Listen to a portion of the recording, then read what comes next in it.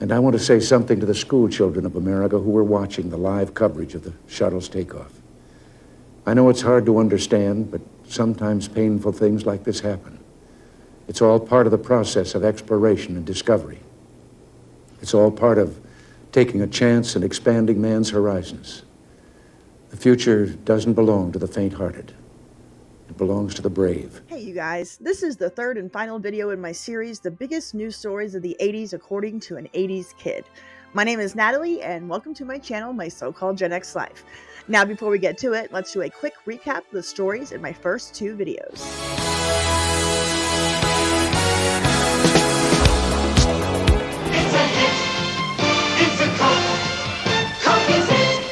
Cyanide-contaminated Tylenol has been responsible for 3 deaths in the Arlington Heights area. Do not take Tylenol until further notice. This shopping mall in affluent Westchester County, New York, exemplifies how easy it is for children, or adults for that matter, to get their hands on satanic material.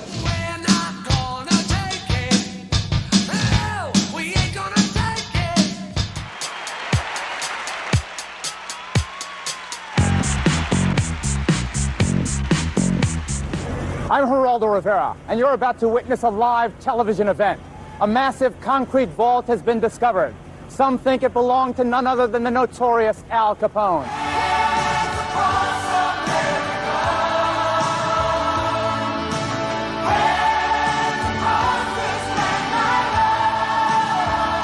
They're each one of a kind. They're Cabbage Patch Kids. You can give them all your love.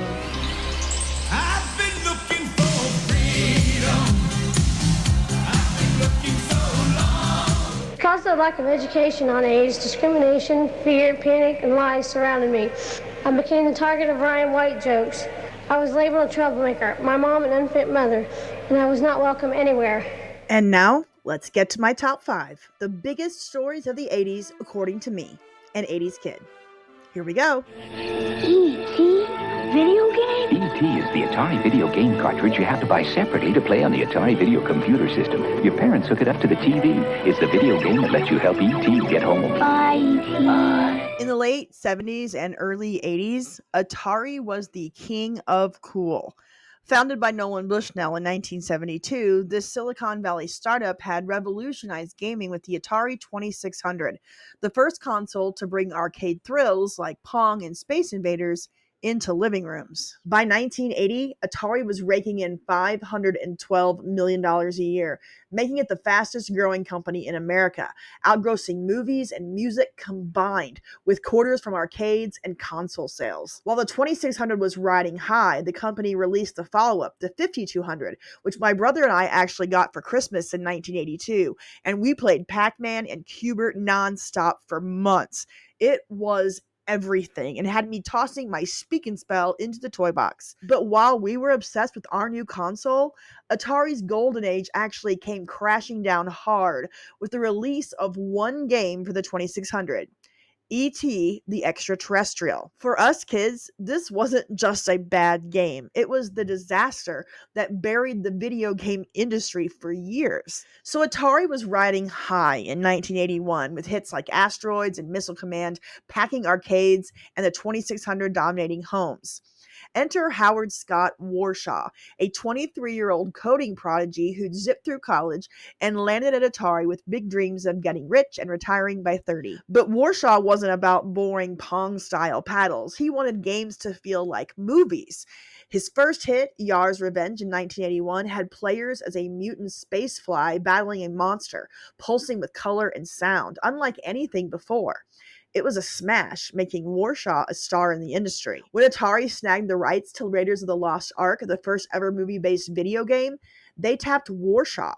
After 10 months of coding, he showed it to Steven Spielberg, who said, "It's just like a movie." For a kid in his 20s, that was the ultimate high five. And then came E.T., Spielberg's 1982 blockbuster that grossed over $792 million worldwide, a heartwarming tale of a stranded alien phoning home.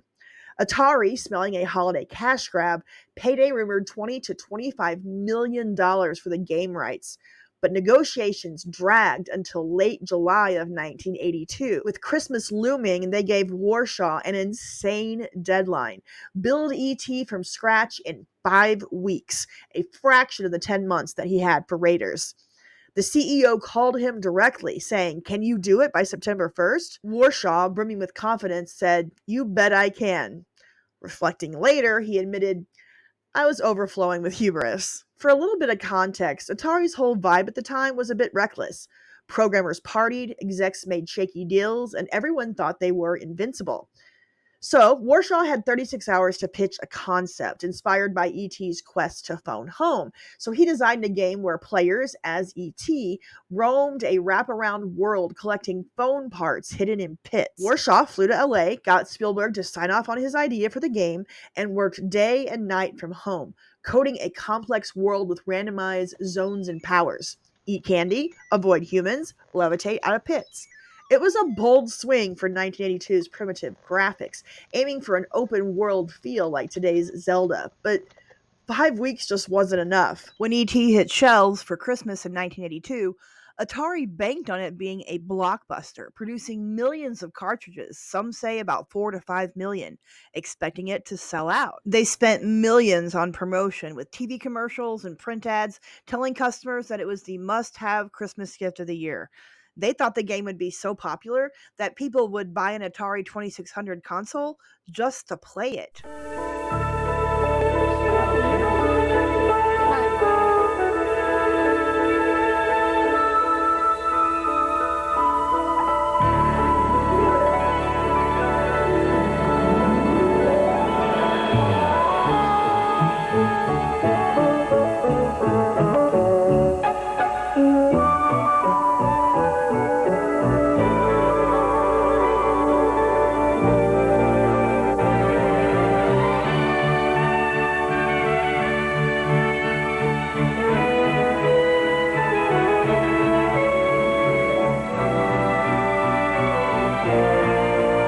Only from Atari. Made especially for systems from Atari. The video game that lets you help E.T. get home. Just in time for Christmas. Happy holidays from Atari. Initial sales were strong, topping the charts.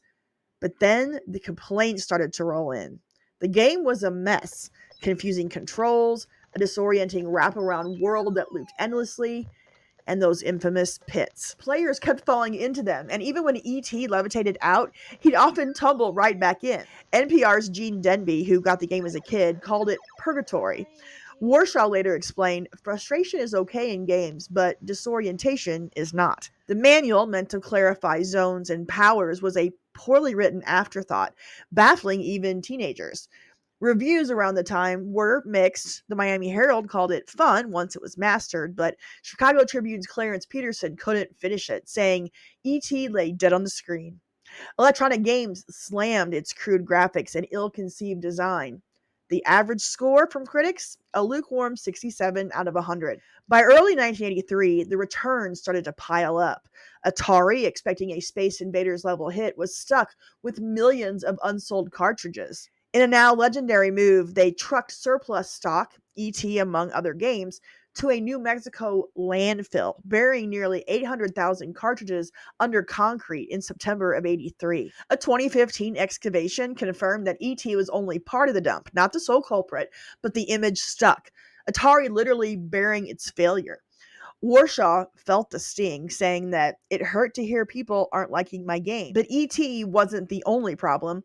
The video game industry just crashed hard in '83. Atari's parent company, Warner Communications, saw stocks plummet after a disastrous '82 Christmas season. Overproduction wasn't just E.T. Atari churned out duds like Pac-Man's Rush 2600 port, which sold 7 million copies but disappointed fans with flickery graphics. The market was also flooded. Competitors like Mattel's Intellivision and new players like iMagic and Games by Apollo diluted sales. Programmers, including Missile Command's Rob Phillip, jumped ship to form rivals like Activision, which Atari's lawsuits couldn't stop. Execs made bad deals, like overpaying for licenses, while marketing and engineering teams clashed. Marketers called coders lazy, and coders called them stupid.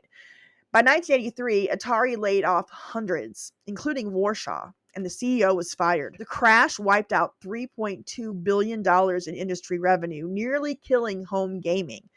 Warshaw, once a millionaire, lost his fortune to bad investments and IRS debts and ended up hitting rock bottom.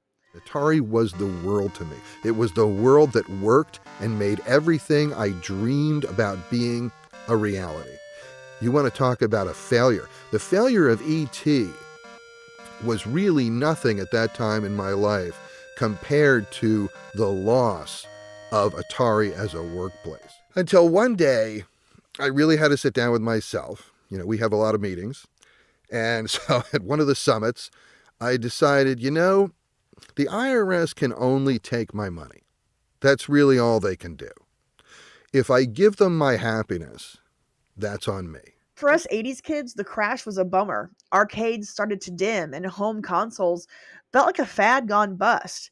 It took a while for gaming to recover, sparked by Nintendo's 1985 US release of the Nintendo Entertainment System, the NES. With tighter quality control, iconic games like Super Mario Bros., and a $50 million marketing push, Nintendo sold 1 million consoles by 1986, reviving the industry to a $4 billion market by 1990. The NES's success, built on lessons from Atari's overproduction and rushed games, brought gaming back stronger, giving Gen Xers the Mario and Zelda adventures that we still love. Finally tonight, the latest video game craze to sweep the United States and Japan. It's called Nintendo. We have a report from Lee Hochberg of public station KCTF Seattle. Last year in the United States, home video game sales hit $1.1 billion, driven by the game's popularity among 8 to 14-year-old boys. Actually, my dad plays a lot too. The best games are the ones that have like a lot of levels and you can't pass right away. You have to take a while. Japanese-owned Nintendo of America has emerged as the industry leader. The company is based just outside Seattle, where it employs 275 workers serving the U.S. market. Its high-tech, high-profit products accounted for over 70% of all home video game sales in 1987. The company expects industry sales to double this year. Nintendo and its chief competitors, Sega and Atari, have seen the industry go through major changes in its 20-year history. With the Atari 2600 video game system, games don't get older, they get better. Take Space Wars from 1979 versus the Solaris of today. The home video fad of the early 80s had a spectacular rise, but the bottom fell out of the first home video boom virtually overnight. In 1983, earnings for the industry peaked at $3 billion. Only 2 years later, sales plummeted to a paltry $100 million. Industry experts like Howard Phillips, a product analyst at Nintendo, blame the poor quality of the early video game systems for the market's collapse. When it first came out in the early 80s, everybody rushed out to get one. It was so marvelous that you could have this in your home. It was great technology. It was something that all the kids were rushing to in the arcades. It was very, very enticing. Unfortunately, it was also junk. Warshaw's E.T. wasn't the worst game ever, as YouTube pylons claim. It was a bold, flawed experiment under impossible constraints. Its real legacy is a cautionary tale of hubris and haste that tanked Atari and the industry, only for Nintendo to save the day. The drug dealers need to know that we want them out of our schools, neighborhoods, and our lives. And the only way to do that is to take the customers away from the product. Say no to drugs and say yes to life. Back in the 80s, our First Lady became a cultural force with 3 simple words: just say no. Nancy Reagan, the fiercely protective wife of President Ronald Reagan, stepped into the spotlight with her anti-drug crusade, aiming to steer a generation of kids away from drugs during the height of the crack epidemic. For 80s kids, her campaign was everywhere, on TV, in cartoons, even at the World Series. But behind the catchy slogan was a controversial push that some say oversimplified a complex crisis, leaving a mixed legacy that still sparks debate. Nancy Reagan wasn't new to the anti-drug fight when she became First Lady in 1981. Back when Ronald was California's governor, she'd already been visiting rehab centers and speaking out against substance abuse, but the White House gave her a megaphone. In 1982, while visiting a school in Oakland, California, a little girl asked, "Mrs. Reagan, what do you do if somebody offers you drugs?" Nancy's off-the-cuff reply, "Well, you just say no," sparked a movement. No ad agency, no focus groups, just a former actress's gut instinct that became a national catchphrase. The timing of this was critical. The early 80s saw the rise of crack cocaine, a cheap, highly addictive drug that ravaged communities. Thanks, CIA. By 1985, the number of cocaine users jumped from 4.2 million to 5.8 million, and emergency room visits for coke-related incidents quadrupled between 84 and 87. Reagan's campaign aimed to stop kids from even starting, launching in 1982 with a blitz of star-studded PSAs and public appearances. I'm writing to you because you really seem to care about kids on drugs. Every day at school, this bully kept coming up to me and calling me a nerd because I wouldn't do drugs, and all the other kids were laughing at me. So I said, okay, and I did some. I don't know what I took or what happened next, but I had an awful accident. The doctor says I'll be fine in a little while, but my mom and dad are really scared, and I am too. I wish I'd never done it. Child is in the 3rd grade. Drugs. The only way to stop abusing them is to stop using them. Nancy was all in, channeling her Hollywood roots. She teamed up with Clint Eastwood for a theater PSA warning about crack, sat beside Ronald for a 1986 White House address slamming drugs, and even through the first pitch the 1988 World Series to preach Just Say No. She popped up on different strokes, helping Arnold say no to pills. I'm really here to see Arnold. What you talking about, Mrs. Reagan? And inspired the Flintstone kids to have Michael Jackstone sing a Beat It-style anti-drug anthem. Even the LA Lakers tried rapping, badly, about saying no.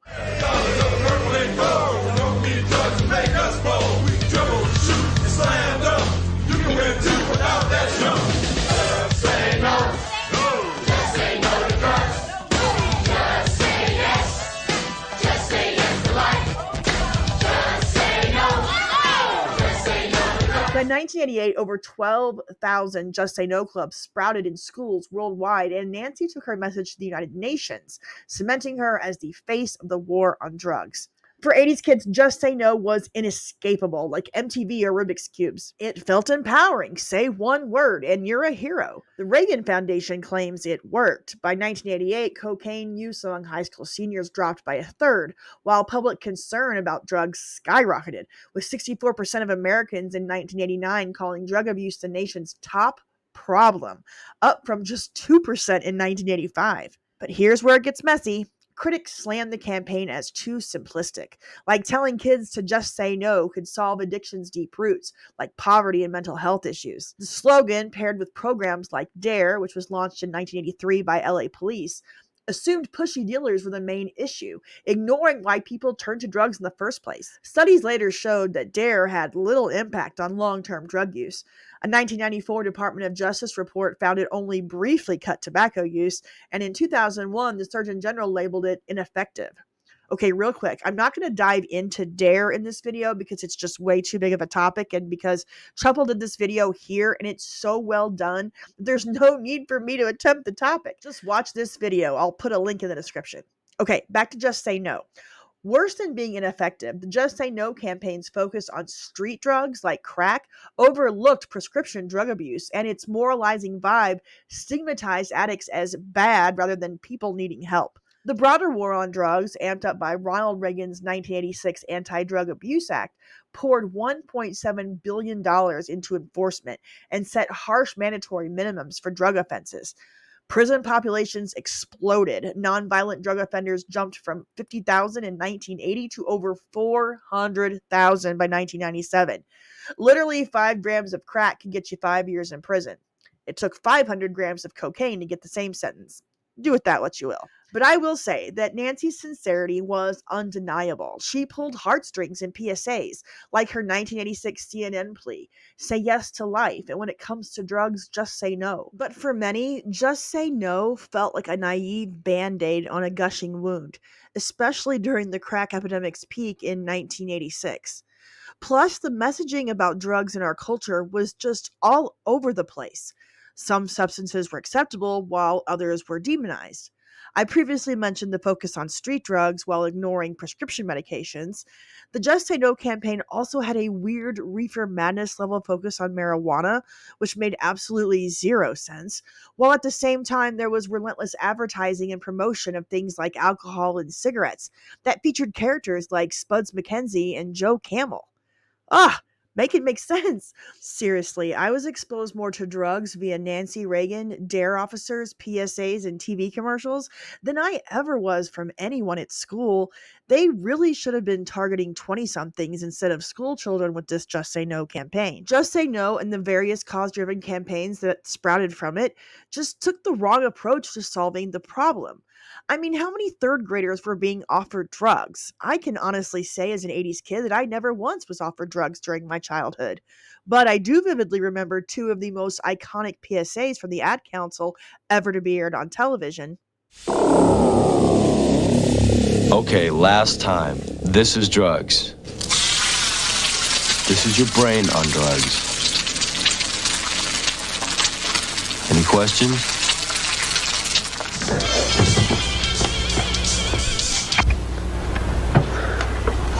It's yours? No, Your mother said she found it in your closet. I don't know. One of the guys must have... Must have what? Look, Dad, it's Where not... did you get it? Dad, Answer me. Who taught you how to do this stuff? You, all right? I learned it by watching you. Parents who use drugs have children who use drugs. By the 90s, addiction was better understood as a health issue, shifting focus to treatment and harm reduction. But today, the whole drug thing is still just a huge, giant mess. Maybe someday we'll figure it out as a society. And that's all I'm going to say about that. It's me. This is my future. It is if you don't get off those drugs. You use, you lose. Listen to us. We care about you, Mikey. What's up, Doc, is your life, if you don't cut it out. There's nothing cool about a fool on drugs. We love Adam very much, and we have no vengeance for the people that have Adam. We just want them to know that the police and we would feel that if they could please drop him off somewhere, there will be no retaliation. We do not want to prosecute the people.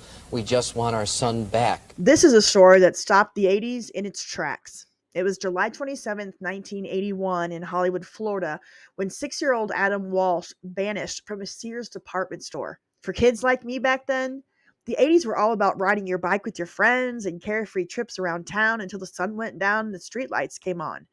But Adam's disappearance changed that forever. On that summer day in 1981, Adam was with his mother, Reve Walsh, who was shopping for a lamp when he was drawn to a video game display where older kids were gathered. Reve told her son to stay there in the toy section while she looked for the lamp a few aisles over. But in those few minutes that she was looking for the lamp, a security guard told the group of boys to leave. They were ushered outside of the store, and in that brief moment, Adam disappeared. Reve searched frantically, calling his name throughout the store, but he was nowhere to be found. Hollywood police immediately launched an extensive search of the mall and surrounding areas, while Reve left her car in the parking lot with a note for Adam, just in case. For 2 weeks, the Walsh family's anguish gripped the nation. John Walsh, Adam's father, spoke at a press conference, his voice steady but heavy. We'd appreciate anyone with any information about him or have seen him or think they saw him to please call the Hollywood police. I am prepared to offer a substantial reward for any information leading to the safe giving up of Adam. And to any of the people out there that might be holding Adam, we are prepared to negotiate ourselves with them for a safe release of Adam.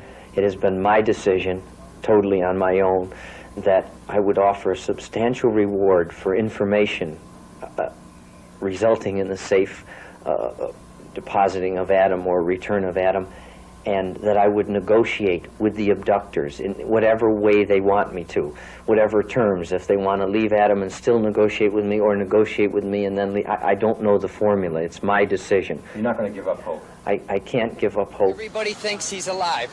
We do too. And we feel that since you people have searched so hard, The best thing we can do now is get these flyers in everybody's hands because the police are so frustrated. Nobody's really come forth, and the clues that we have, really, we haven't come up with anything substantial. On August 10th, the devastating news broke. Adam's partial remains were found in a drainage canal 120 miles away. Adam had been kidnapped and murdered, sending shockwaves across America. But the investigation struggled from the start. No one had seen anything. There were no security cameras at the time, and the case quickly went cold. On October 10th, 1983, the made-for-TV movie Adam, starring Daniel J. Travanti and Jo Beth Williams, aired on NBC in front of an audience of 38 million people. The first part of the movie portrayed Adam's kidnapping and murder and showed how this tragedy affected the marriage of John and Rebay Walsh. And then in the second half, the focus was on the Walsh's attempt to pass national child protection laws and the formation of the Adam Walsh Outreach Center for Missing Children. The movie ended with the photos of numerous missing children, and a number of viewers could call if they had any information. After that initial 1983 broadcast, thousands of people called, and 13 of the 55 missing children were found, including future rapper Bizzy Bone, whose real name is Brian Anthony McCain. The former member of Bone Thugs-n-Harmony was abducted by his father when he was 4 years old. Around the same time the movie aired for the first time, Otis Toole, a convicted serial killer, confessed to abducting and killing Adam, claiming he had lured the boy from outside the store.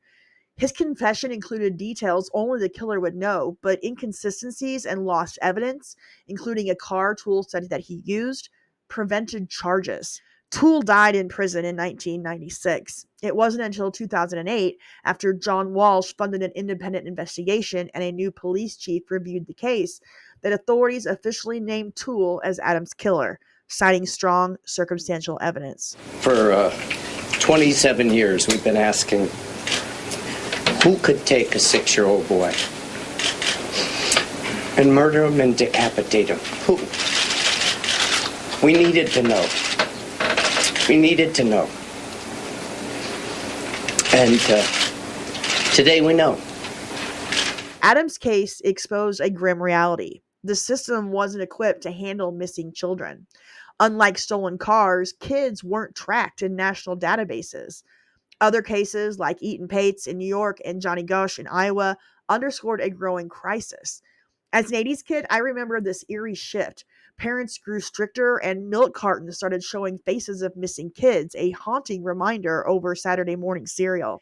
At the same time, John and Rebay Walsh were turning their grief into action. After founding the Adam Walsh Resource Center in South Florida, they helped establish the National Center for Missing and Exploited Children, a cornerstone of child safety, in 1984. That same year, Congress passed the Missing Children Assistance Act, designating the National Center for Missing and Exploited Children as the National Clearinghouse for Missing Kids.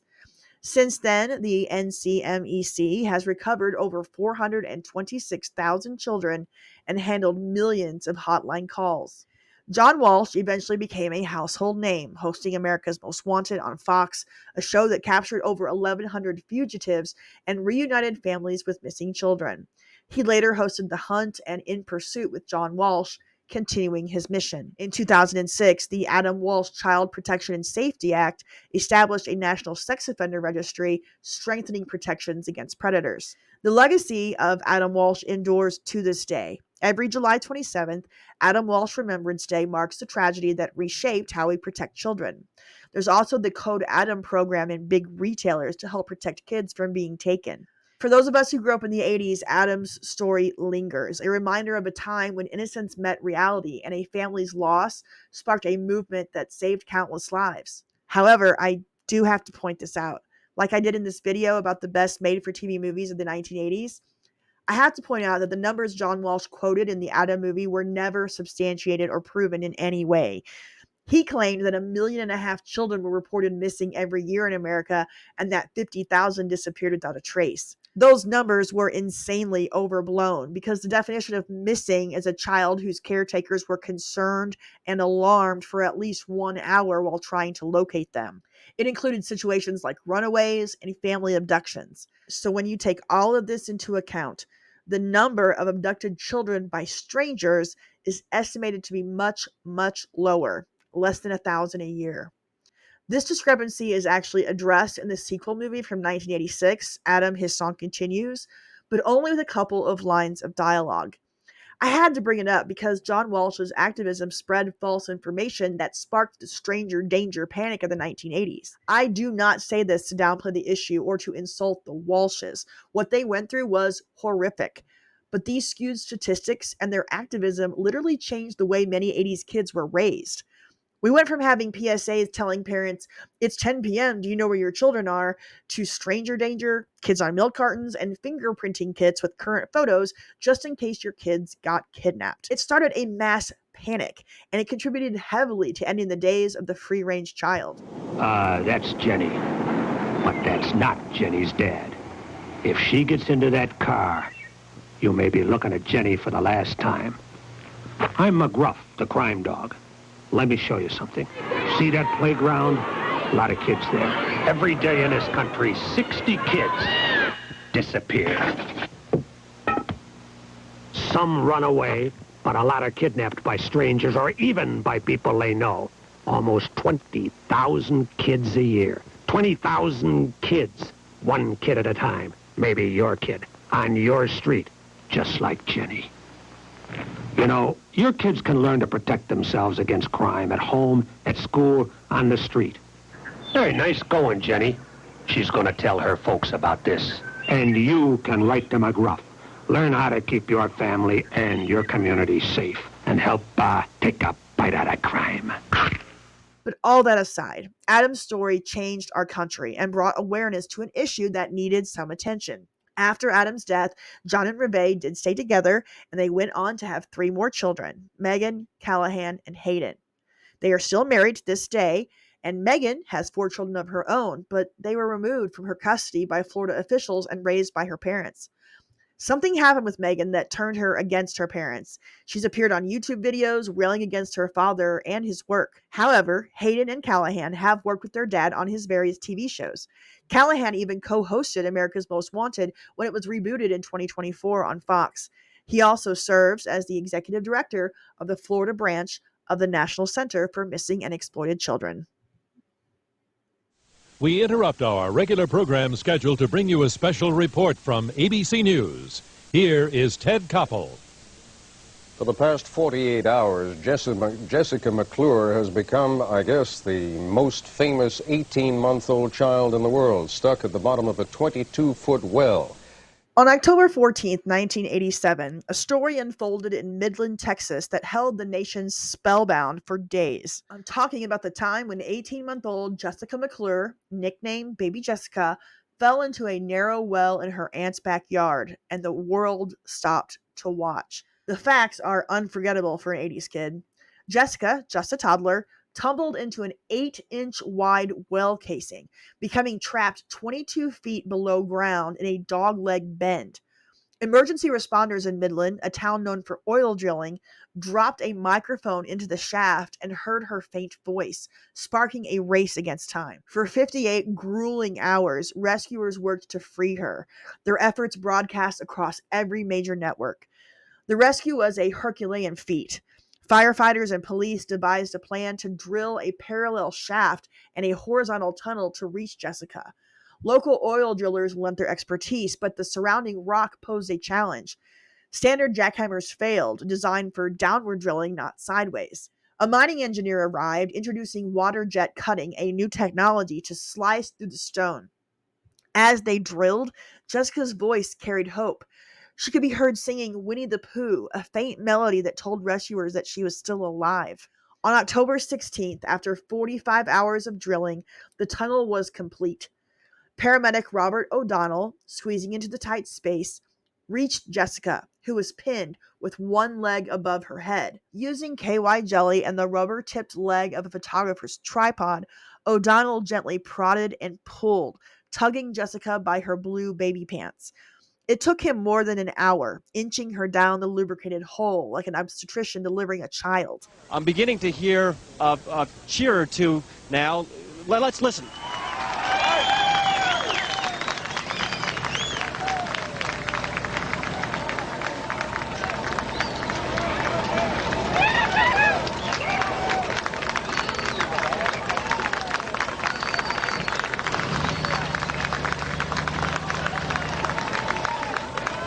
Finally, she was out, and he handed her over to Steve Forbes, another Midland paramedic, who carried Jessica up to a chorus of cheers. At 7:55 p.m. Central Time, all 3 television networks plus CNN cut to images of Forbes cradling Jessica, bandaged, battered, but alive. Her frightened eyes and wisps of blonde hair peeked through, an image etched in America's memory. President Ronald Reagan captured the moment, saying everybody in America became godmothers and godfathers of Jessica while this was going on. Jessica's injuries were severe. Her right foot, elevated for nearly 60 hours, developed gangrene, but hyperbaric therapy saved it from amputation. She did lose one toe. There was also a scar on her forehead from rubbing against the well casing, and it remains a faint reminder. She underwent 15 surgeries, but has no memory of the ordeal. The nation's response was overwhelming. Donations poured in, creating a $1.2 million trust fund for Jessica, but much of it was lost in the 2008 financial crisis. She used the remainder to buy a modest home in Midland, less than 2 miles from the well. The story inspired a 1989 ABC movie, Everybody's Baby: The Rescue of Jessica McClure, and there was also a Pulitzer Prize-winning photograph by Scott Shaw. To this day, it's still one of the top-rated news events in television history. Today, Jessica McClure Morales, now 39, lives quietly in Midland with her husband Danny and their 2 children, Simon and Cheyenne. She works as a special education teacher's aide while Danny is a foreman at a pipe supply company. Her right foot remains smaller, a lasting mark of her ordeal, but she considers her survival a miracle. She's also grateful for the strangers who donated to her fund, saying that it's amazing that people would come together like that for a child that wasn't theirs. The aftermath wasn't easy for everyone, though. Jessica's parents divorced in 1990, and Robert O'Donnell, the paramedic who saved her, struggled with post-traumatic stress and the fading spotlight. He tragically took his own life in 1995. Still, every October, the memory of baby Jessica's rescue stirs the 80s kid in me, a reminder of a time when a small Texas town, a toddler's song, and a nation's prayers proved that miracles could happen, even in the toughest moments. I got on my side that day. I'm hoping that for my children as they get older to learn from the historic event that has happened in my life, to always be humble, to never forget where you came from, and to realize that you can't take life for granted. You really can't, because at any point in time, it could be gone.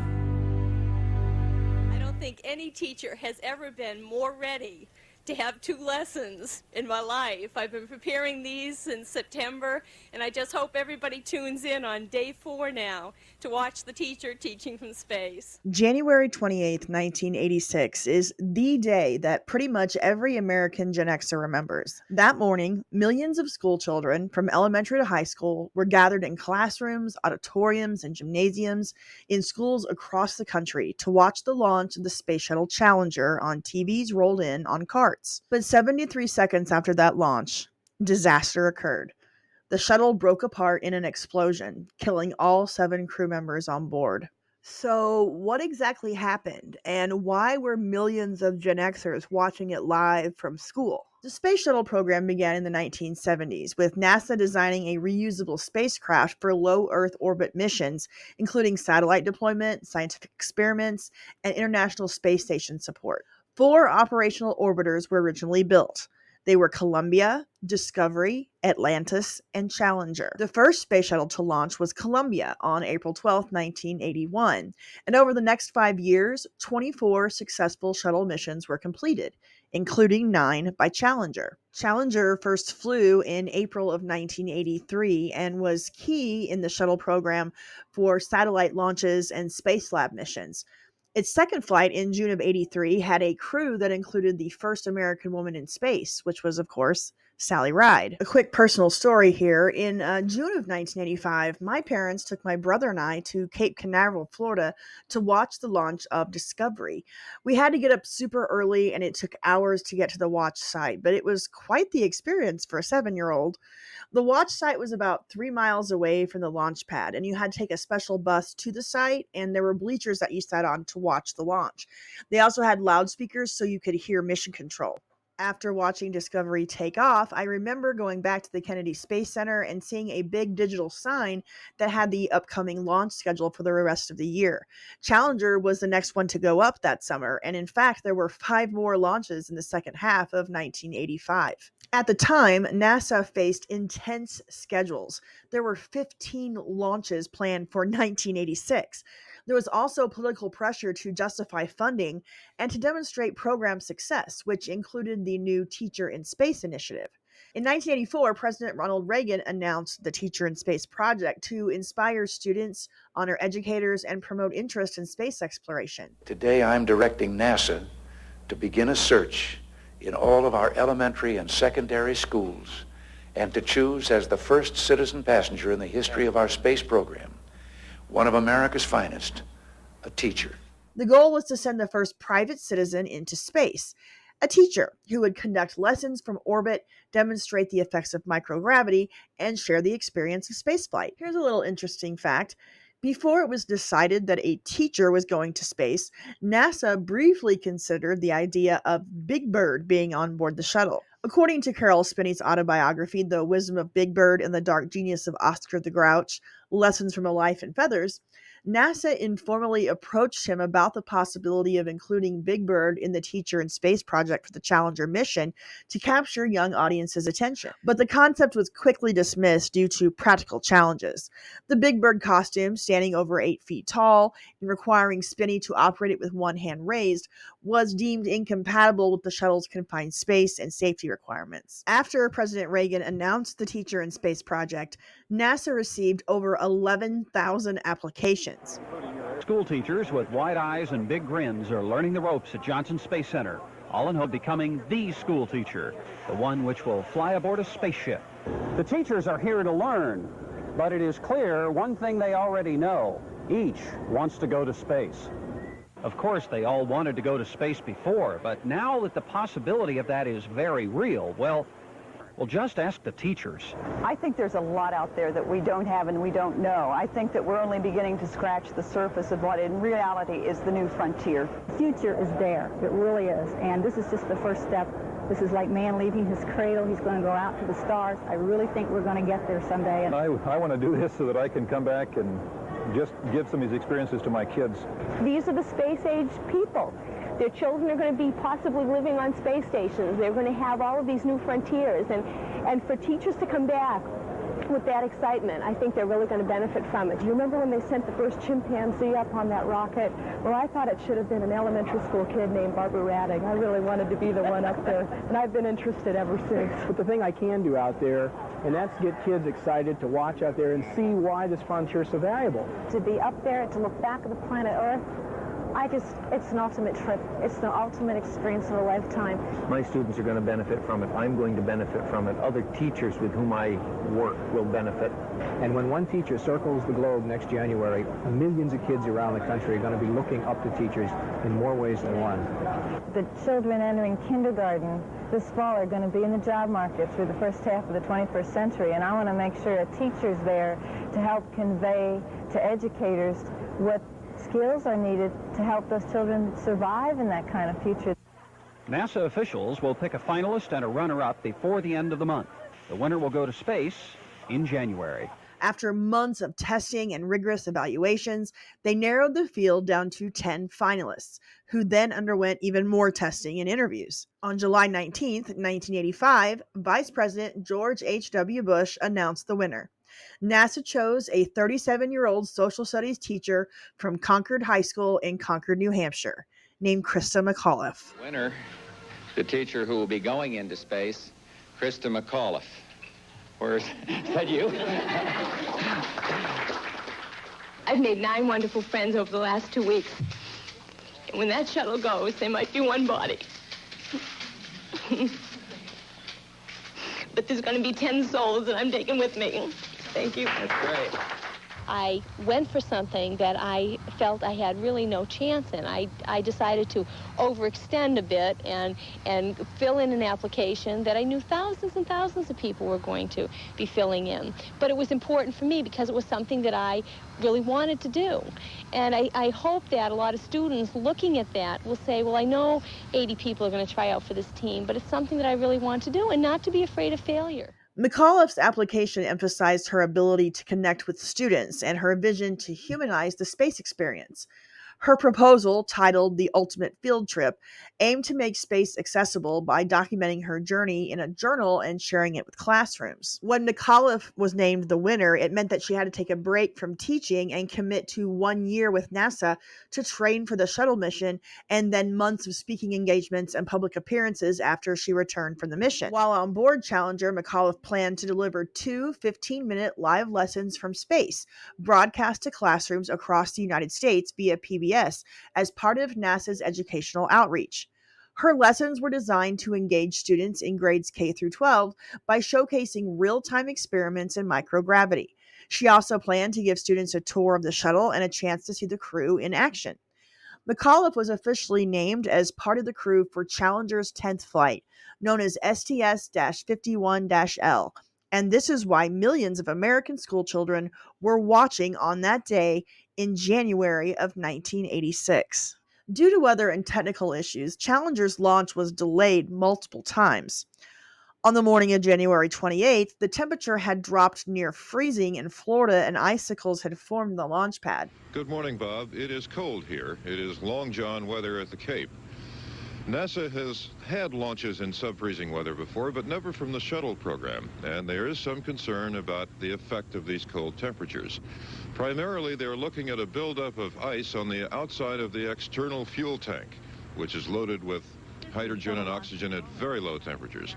Meanwhile, the crew is going through the routine of having breakfast just before they take them out to the pad. This will be the second countdown for what's going to be known as the teacher flight, because it will feature lessons to be taught a little bit later by Krista McAuliffe, the school teacher from New Hampshire. The original plan for that day was to try to launch at 9:30 a.m. Eastern Time, but once again it was delayed. This time, though, it was just for a couple of hours. After the weather warmed up and the technical issues were seemingly fixed, the countdown finally reached zero and Challenger launched at 11:38 a.m. Eastern Time. 8, 7, 6. We have main engine start. 4, 3, 2, 1, and liftoff. Liftoff of the 25th Space Shuttle mission, and it has cleared the tower. I was in my third grade classroom with my teacher and fellow students watching on a 19-inch CRT television that had been rolled in. And since I considered myself to be a shuttle expert, having seen one launch in person, 8-year-old me was giving everyone in my class a space lesson, Punky Brewster style, as the shuttle left the launch pad. 73 seconds after that launch, I saw something that I hadn't seen the previous summer when my family and I watched Discovery. Challenger, go at throttle up. Challenger, go at throttle up.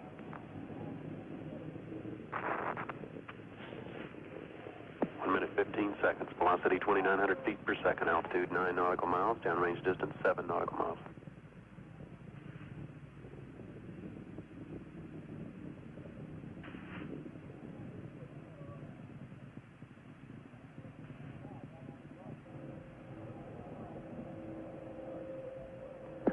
Flight controllers here looking very carefully at the situation. Obviously a major malfunction. Seeing that giant fireball and the two lines of smoke, I just knew something wasn't right. We all sat there in silence. The teachers didn't say a word. And then we heard Mission Control confirm that the shuttle had exploded.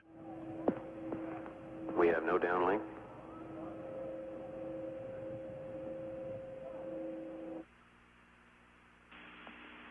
This is Mission Control Houston. We have no additional word at this time.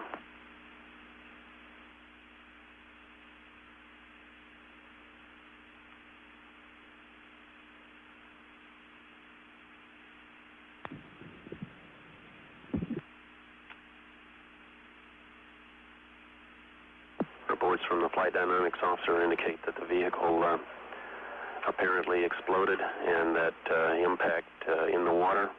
At that point, my teacher turned off the TV and rolled it out of the room.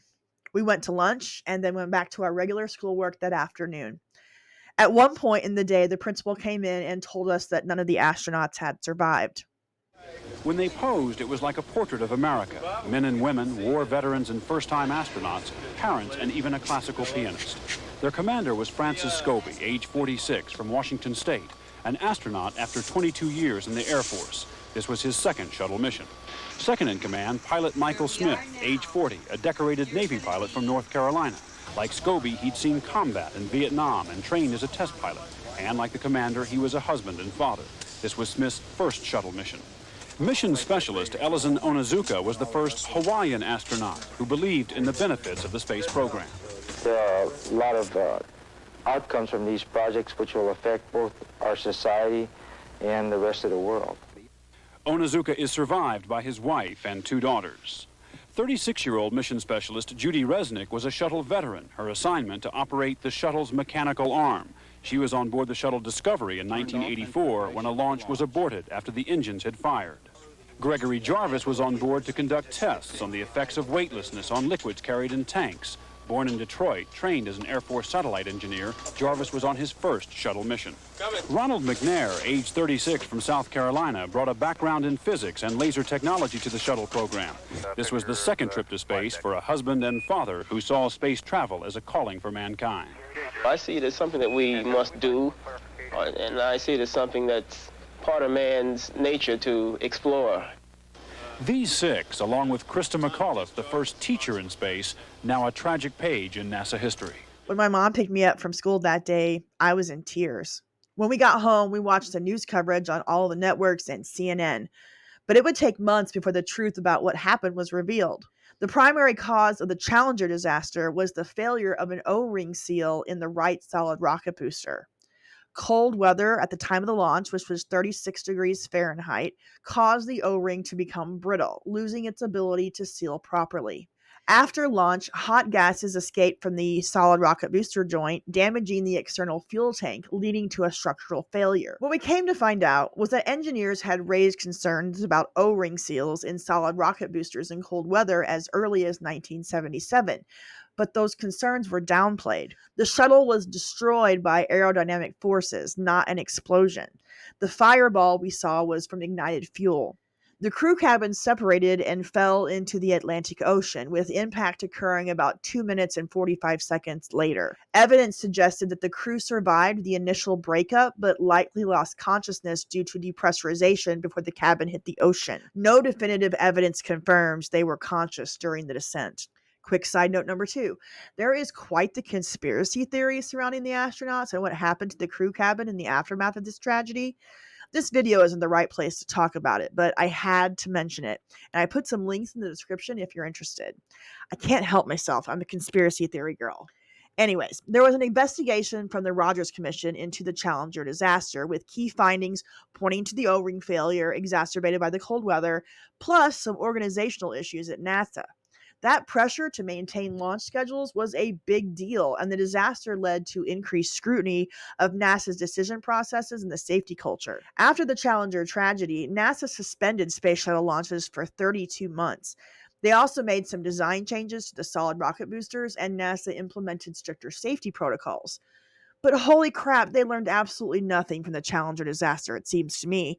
The shuttle program resumed on September 29, 1988, with the launch of Discovery, and over the next 2 decades, there were 110 more shuttle launches.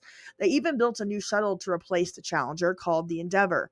The packed schedules and the pressure to launch never subsided, and the new safety protocols were eventually taken for granted.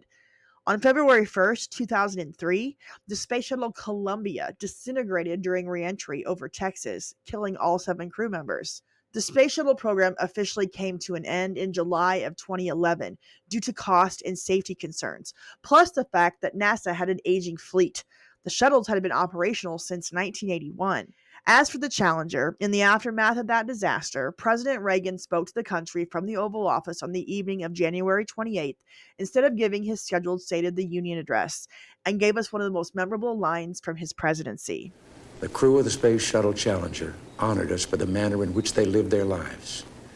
We will never forget them, nor the last time we saw them this morning as they prepared for their journey and waved goodbye and slipped the surly bonds of earth to touch the face of God. A few weeks later, a very special episode of Punky Brewster aired addressing the Challenger disaster to help Gen X kids cope with what they had witnessed. Meanwhile, the movie Space Camp, which was filmed in the summer of 1985, was released in April of 1986, unfortunate timing, and completely bombed at the box office due to the Challenger disaster. And then in 1990, a made-for-TV movie titled Challenger, starring Karen Allen as Krista McAuliffe, aired on ABC. The film focused on her selection as the teacher in space, her training, and the emotional impact of the disaster on her family and students. Sunday. Krista, how do you feel? I feel good. They were America's hope for the future. What's it like to be up there in space? You don't want to come back. The commander and the pilot, backed up by a team of 3 mission specialists, a civilian from Hughes Aircraft, and a school teacher named Krista McAuliffe. You're not scared. Neither am I. That's the way you have to feel when you're an astronaut. Karen Allen, Barry Bostwick. You're a wonderful crew. All right, that's great. Challenger, Sunday at 8, 7 Central. One final note about Challenger. I need to mention that there was another teacher named Barbara Morgan who was selected as McAuliffe's alternate for the Teacher in Space project. Morgan trained alongside McAuliffe every step of the way. And then after McAuliffe's death, Morgan took over the educational outreach responsibilities that were intended for McAuliffe. These included public speaking engagements, educational consulting, and curriculum design. Morgan returned to teaching after fulfilling those commitments, but then in the late 90s, she was accepted into the NASA program, and in 2007, Morgan flew on the Space Shuttle Endeavour, the orbiter built to replace Challenger. She flew as a mission specialist and completed the educational objectives that were inspired by the original Teacher in Space program. Okay, guys, that's my complete list of the most memorable news stories of the 1980s, according to an 80s kid. Please let me know your thoughts in the comments below. Like the video, share it with your friends, subscribe to the channel, and turn on those notifications so you know when my next video drops. Thanks so much to my channel members, those in the Jamming on the 1 level and the I've Got 5 on it level, for supporting me in this channel. And if you'd like to become a member, just hit the join button below this video. And don't forget, I do go live every Friday night to hang out and watch old videos and reminisce about the 70s, 80s, and 90s. We have a lot of fun, so please stop by and say hi. Oh, and one more thing.